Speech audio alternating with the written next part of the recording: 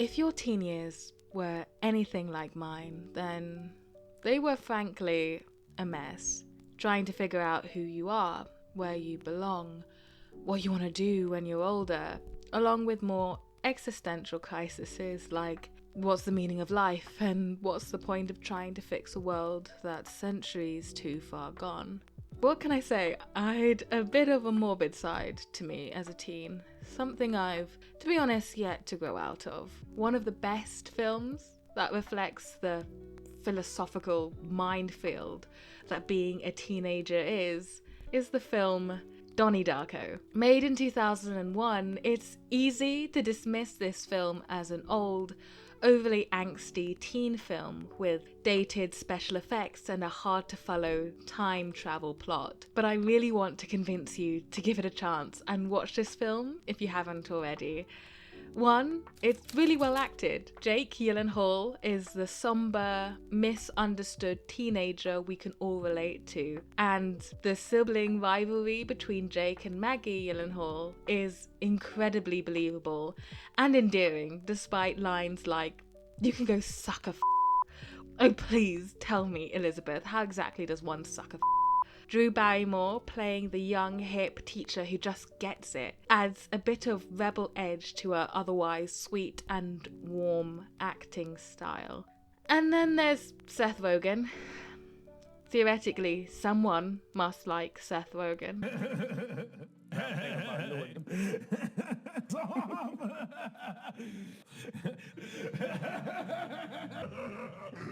Two, the 80s soundtrack adds to the atmosphere both a dreamy nostalgia and an undertone of surreal dread.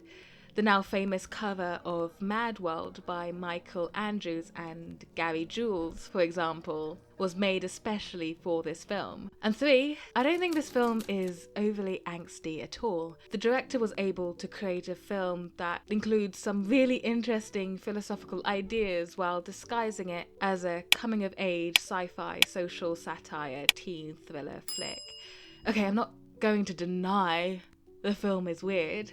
But if you are a teen, or used to be one, then you know as well as I do that amongst the waking up for school before the sun comes up in the winter, and gossiping in the hall with your best friends, and studying for homework you don't care about, and going to parties that will dictate your social standing for the foreseeable future, being a teen is full of well-founded philosophical angst. And if you stick with me, I can tell you the main ways I think this particular film, Donnie Darko, does a great job expressing that existential turmoil that you may be feeling, that I felt, that we all have to face at some point in our lives. Before I get into all that, I really should give you a bit of backstory about this film because it is something else, to be fair. October 1988 is where we find Donnie Darko, who is a withdrawn and isolated teenager. He's also been sleepwalking and waking up in weird places. One night, he is awoken by a strange voice telling him to come. He follows it, and once he's outside his house, he sees a 6-foot-tall man in a bunny suit telling him that in 28 days, 6 hours, 42 minutes, and 12 seconds, the world will end. Donnie then wakes up in a random golf course. When he returns home, he finds that his room has been crushed by a random jet engine that fell out the sky. After realizing that he has somehow survived being killed in this bizarre accident, Donnie starts to believe that he's entered a time loop alternative reality called the Tangent Universe, and that he has been chosen to save the original universe from being destroyed. Either that or he has severe schizophrenia. Honestly, Donnie Darko is such a strange movie with a strange mix of genres, with the sci-fi time-traveling aspect being the most confusing. Explaining the ins and outs of the time travel plot really deserves its own video, and I want this video to be somewhat spoiler-free so you can have the pleasure of being confused by the plot in your own time, because after watching the film like twice, I can tell you that's more than half the fun. The time travel aspect of the film also makes up a lot more of the discourse about this film. But take away the sci-fi, and you're left with a film that really explores teen alienation and suggests some answers to two questions that people start asking when they become teens. What's the best way of rebelling against this unjust world?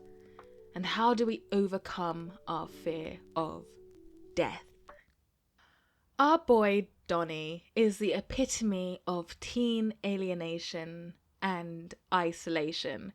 He's rude, closed off, and uncommunicative towards his family, insolent towards figures of authority like his teachers and his therapists, and he got into trouble with the police after setting fire to an abandoned house. You could argue that Donnie has turned to isolation and destruction because, in his view, the world that he inhabits, most specifically Reagan's supposedly well-mannered and conventional suburbia, is in a state of moral decay. In class, they are reading the short story The Destructors, written by Graham Greene.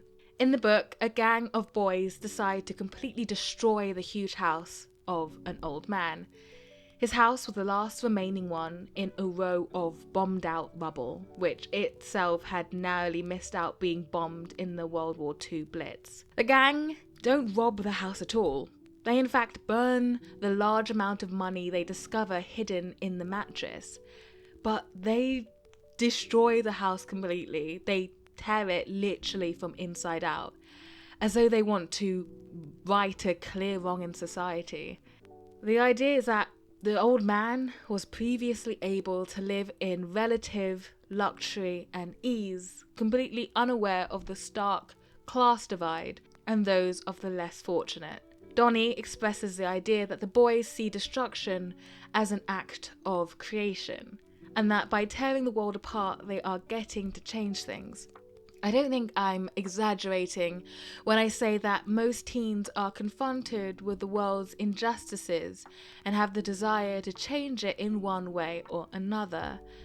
Donnie's potent feeling of rebellion against a society which is as unjust as it is conventional, in turn gives him two choices in how he can react. Two choices we also are confronted with in our own lives. He and we can either seek out chaos in hopes for the passing pleasure in seeing the world burn, or he and we can try rebel in a way that brings some good to the world. Donnie tries both perspectives. He tests out meaningless destruction by being the one who clearly flooded the school. Though there's some time travel, superpower shenanigans being the reason why he did it, there's also the idea that he did it because chaotic destruction is his first innate response to his dissatisfaction with the world. However, further on in the movie, Donnie tries another way of rebelling. His other act of rebellion is to set fire to the house of slick-talking, motivational speaker Jim Cullingham, which led police to find criminal imagery of minors in his possession, if you get what I mean.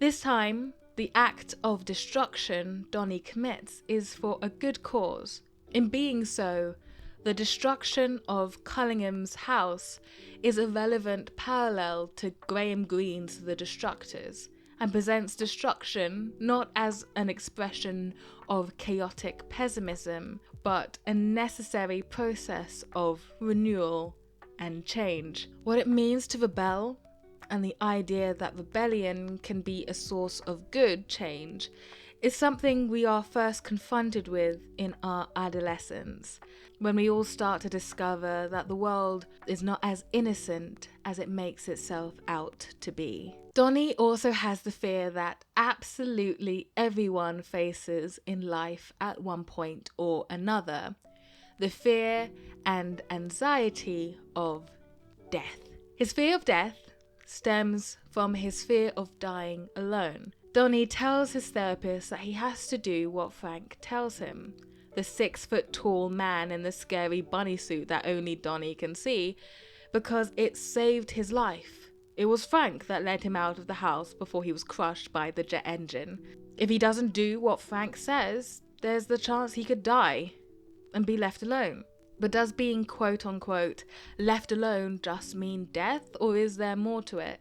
In another English lesson, they discuss the book Watership Down, where rabbits are trying to find a new home before their old one is destroyed.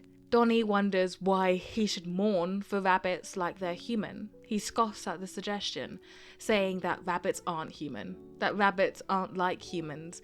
They don't have history books or photographs, and no knowledge of sorrow or regret. In other words, Donnie doesn't have any sympathy for creatures that he thinks never feared death.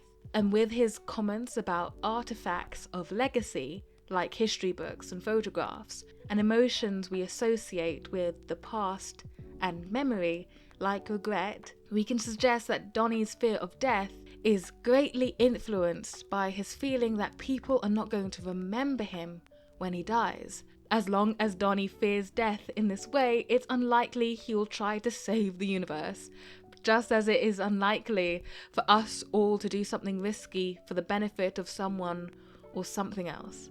However, this fear of death when no one is remembered is challenged by his therapist.